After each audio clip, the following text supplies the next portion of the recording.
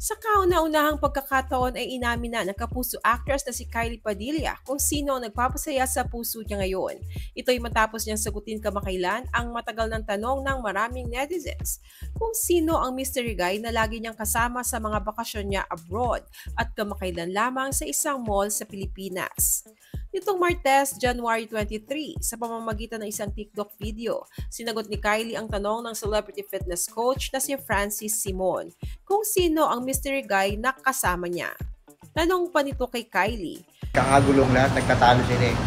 Sino ba yung kasama mo sa mall yung nakaputi? Ay, yun ba? Oh, yung nakaputi, yung long hair. Yun? Nagpapasaya sa puso ko, yun. Kilala ko ba yun? Ay, parang kilala mo ko yun. Kilala ko yun? Parang kamukha mo nga. Ay, naman.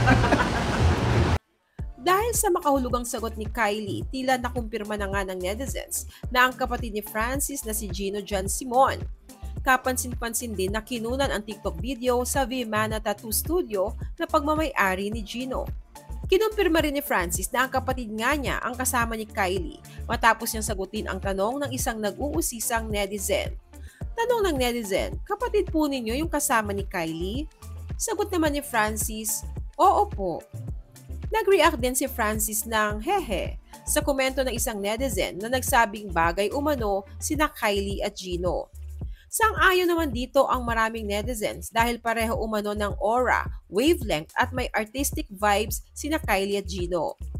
Matatandaang nito lamang ay muling umingay ang usapin tungkol sa tunay na estado ngayon ng puso ni Kylie. Ito'y matapos mag-viral ang video na in-upload ng TikTok user na si Ivette Gonzalez, kung saan nakita si Kylie na lumabas sa isang store kasama ang isang lalaki na maputi, matangkad, mahaba ang buhok at may maraming tattoo sa katawan.